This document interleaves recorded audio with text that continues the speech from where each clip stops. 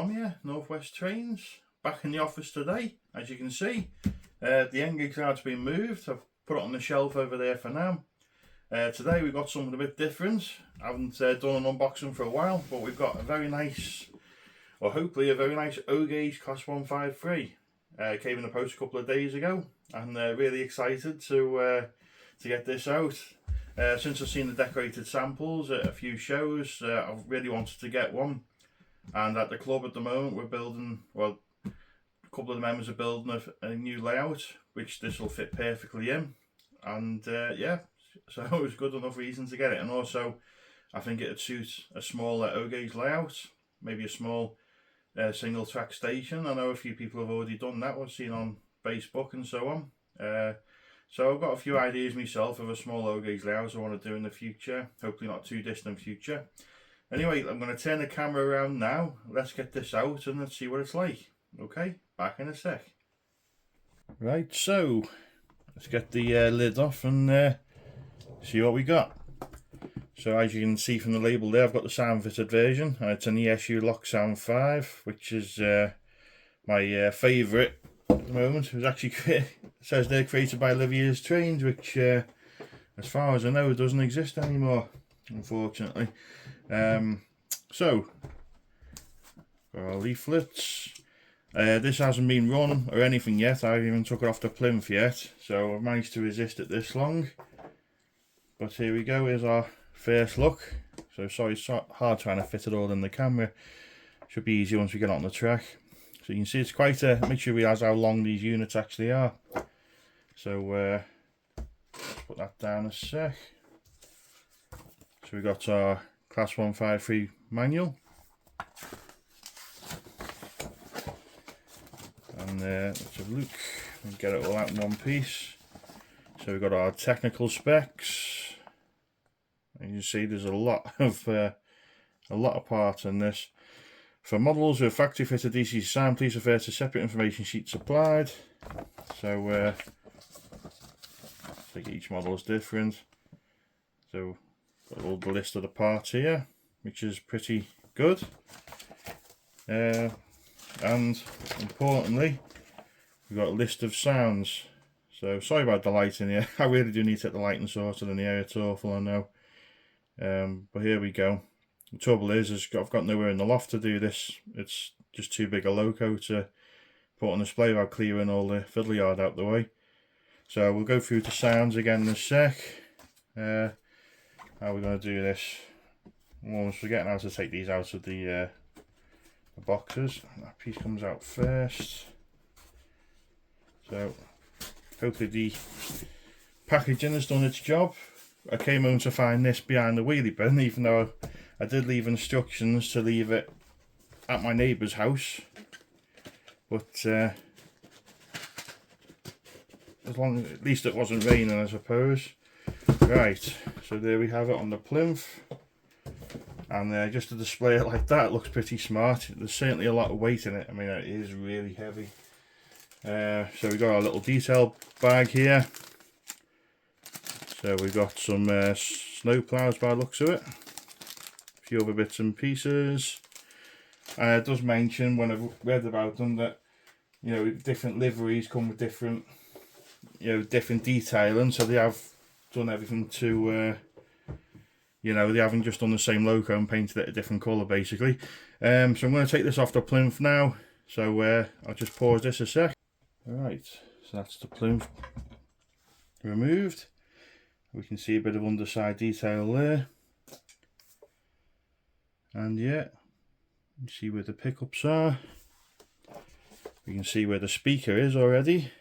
So it's supposed to be a ESU XL Lock Sound speaker and decoder, which is good.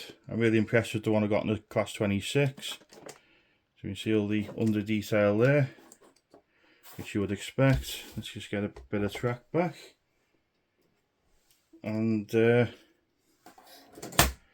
we'll hopefully be able to get some power to this as well, so we can test the sounds.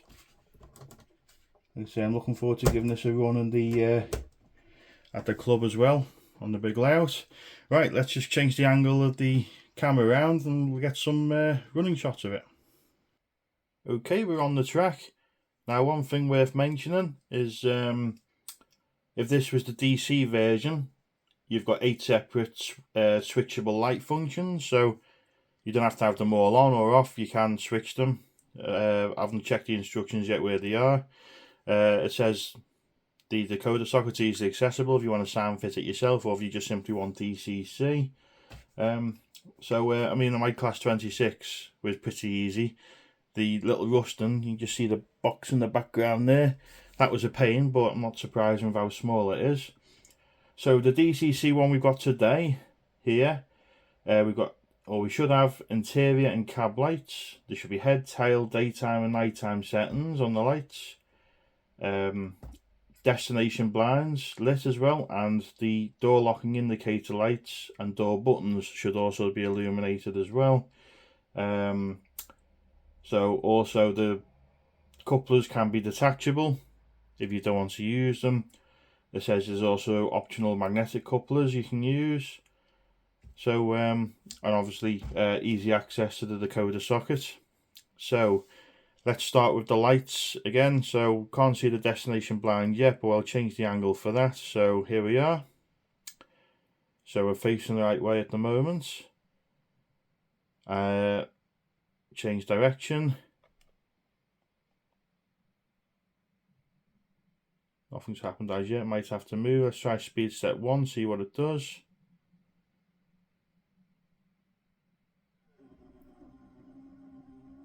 So it hasn't changed direction yet. That might have just been me. Okay, let's stop it.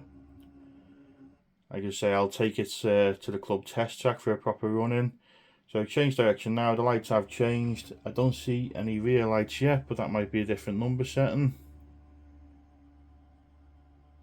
The destination blind stayed lit, so that's good. And it can crawl, a little bit noisy, but it crawls. So we got 2. Sorry. Before we go any further, let's just try the sound. So engine start up or shut down as 1.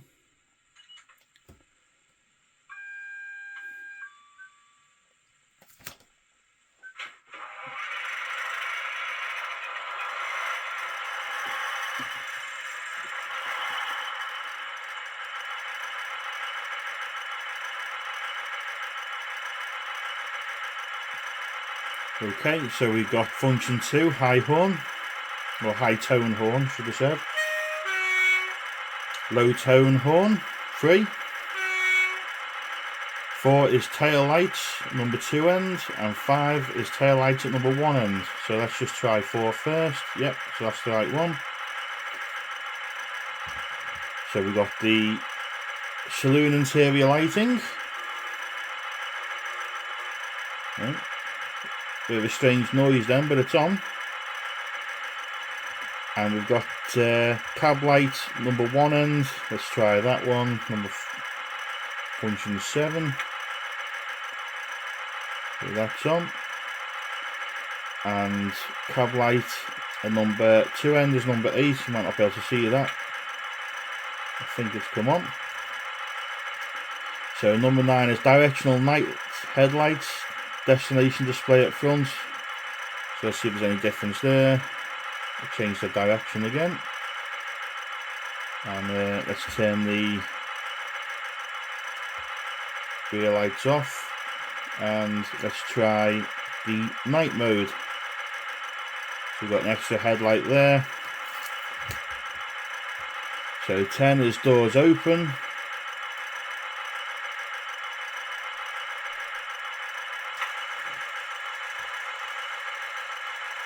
And you can see the light coming on here as well. And you've got a very faint light here. What I'll do is I'll dim the lights in the room in a minute so we can hopefully get a better look at the lights. So we've got 11, guard, driver ready.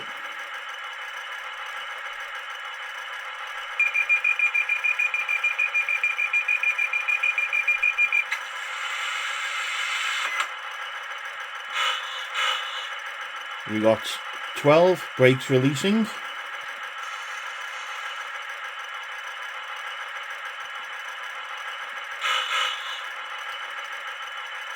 13 rail clack, but that's when the vehicle's in motion. 14 driver hold, and we've got couple up. Let's try that one.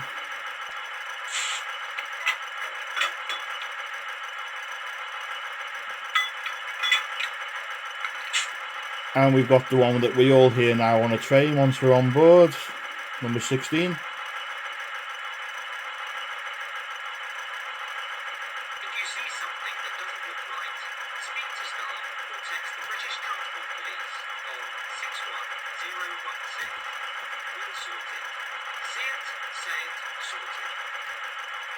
Right, so 17 we've got flange squeal, that'll have to be when it's moving.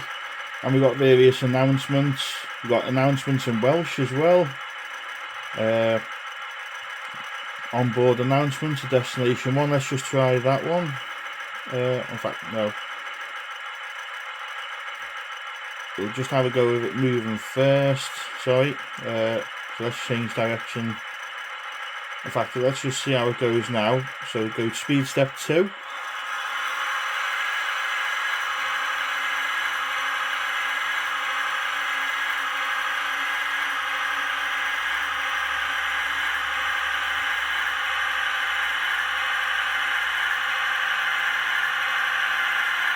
Speed step 3.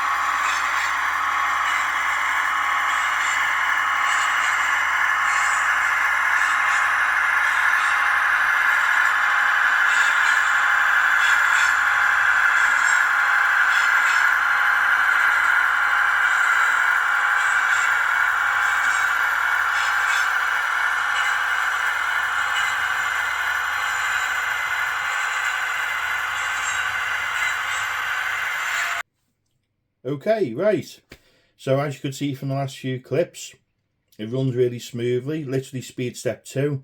This table's only 4 foot long and this DMU takes up half of it. So if I had a full 2-car unit, it wouldn't fit. So yeah, basically I ended the video after that little running session. There was a few little things I wasn't too sure about, so I thought I'd better, you know, I'll take it to the club and give it a good running on the test track before I go any further with this video. And basically these lights here were flickering a little bit when it was in reverse, so let's just turn the lights on now. So when it was in reverse mode and the rear tail light was on, there looked to be a flickering white light here as well as on the destination blind. So I was a bit worried about that. And also the sound, if you remember, when you turn the internal light on, it makes a bit of a buzzing sound. Now, I was worried, you know, is it 2 wires touching each other or something daft like that? But, you know, they stayed on, they didn't flicker or anything. When I took it to the club, asked another member, they think, oh, maybe it's coming through the speaker, maybe it's part of the feature, old-fashioned 90s fluorescent lights maybe, and that's part of the feature. It doesn't say it on the function sheet, it just basically says passenger saloon interior lighting. But let's just put it on now so you can hear it again. So obviously they flicker and they come on. Again, because I'm used to LEDs now, I do remember looking back when I was a kid, lights did flicker when they came on. So again, maybe that is part of the feature, and because of the you know, the time period this loco represents, sort of the late 90s, early 2000s, I remember this livery. So that's that. But yeah, working fine now. Just going to change direction. You see the destination lights on it, and I'll put it on speed step 12. And it's it sounded a bit noisy in the motor, to be honest, without the sound on the table, but again I think that's because it's on the table. On the rolling road it's actually a lot quieter. We're just going to dim the light so you can see the lights a bit better.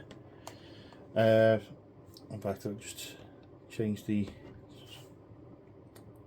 lights over. Okay, so and then function 10 we might see the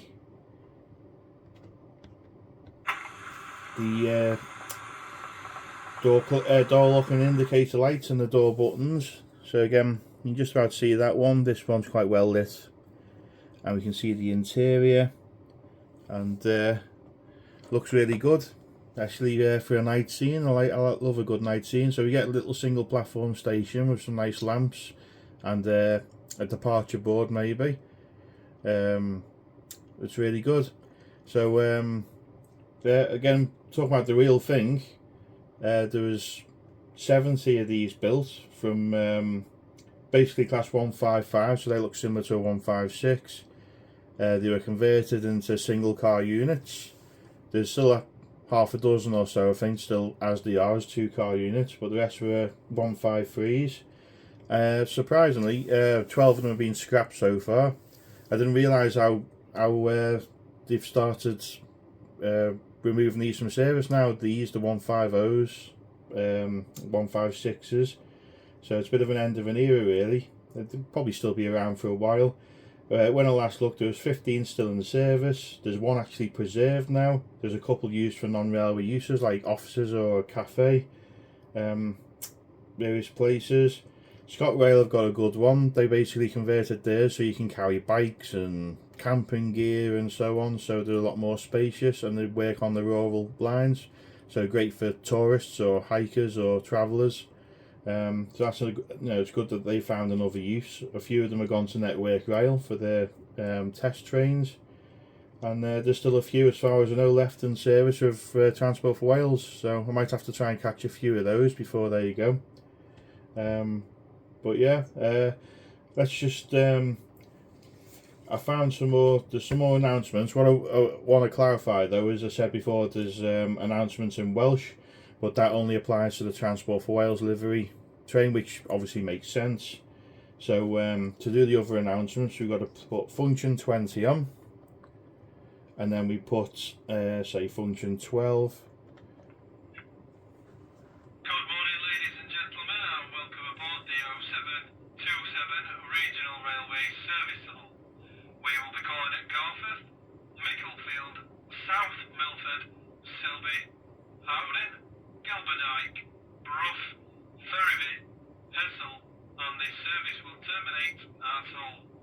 Thank you for travelling with us today. This service is from Leeds. Right, and then you've also got an announcement coming from the opposite direction, so you've got one for each direction, Leeds to Hull, and then you've got a second 2 announcements, basically platform announcements for destination 1 and destination 2. So let's just do one of those.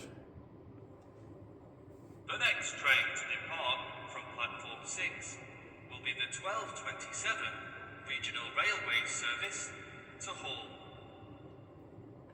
Right, so that's quite good, but bear in mind when you've got the sound of the loco running, well, I'm going to put it on now, you might find it hard to hear those announcements, but it's still a nice feature to have. So let's just put the sound on now.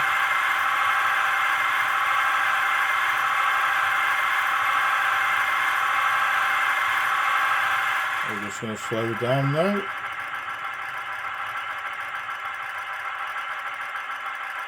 So I'll put the cab lights on, just so you can see the lights better basically. Okay, so let's try the flange squeal. That's 17.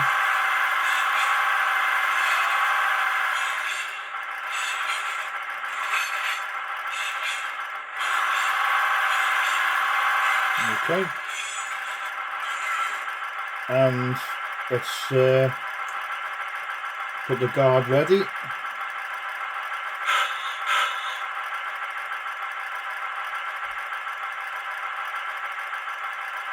And moving off again.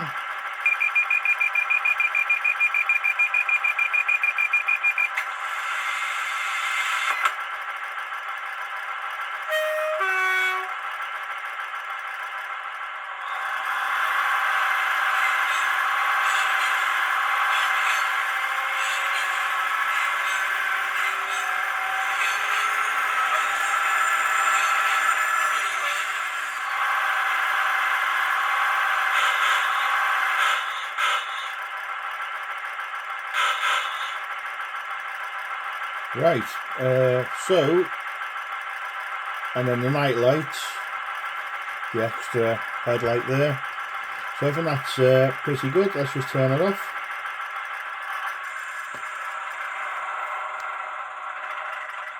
So I think definitely value-wise for O gauge, me personally, I think it's worth the money. I think it cost me £440. There was somewhere else that was selling them a bit cheaper. I can't remember where it was. But for an O gauge logo from Heljan, for less than £500 with sound already installed, this quality of all the internal lighting, for an introduction model into O gauge, I think that's, you know, I think that's as good as you're going to get, pretty much. I mean that in a positive way. Everything model railways now, you know, if you want digital and sound, everything is, you know, you got to pay, it is expensive, and you got to pay the price for it. But for a sort of layout, you could do this in O gauge. You'd only need the one train. One I would like is a pacer, a 142 pacer. You could have a nice little layout with just these two diesels going up and down, and there's enough features, sounds, announcements to keep a small layout interesting with something like this. And like I say, there's not too much, you know, separately fitted parts to this. The detail that's there is great. Got a couple of opening windows. All the bogie details nice. You know, I can't fault that in any way. I'm not by no means an expert. I couldn't look at it and say how accurate it is. It looks pretty accurate from when I look at the old videos I take of them and pictures. So yeah, I'm really happy with it. I think that's a really good move by Heljan, and it's nice to see some modern image. Like I said, I've gone for the slightly older livery because I've got today's era sort of thing, or modern day and double O gauge. I've got you know, so it's nice to go a little bit older and have a sort of, you know, when I was early teens, say. But yeah, I don't want to drag this video out too long. Of course, let me know what you think in the comments, as always. I'm going to leave it now with a few running clips of it on the test track, and hopefully we'll see it running on a proper layout soon, and we'll be able to see more of it. So thank you as always for watching. Please like and subscribe if you haven't already, and I'll see you on the next video. Thanks for watching. Bye for now.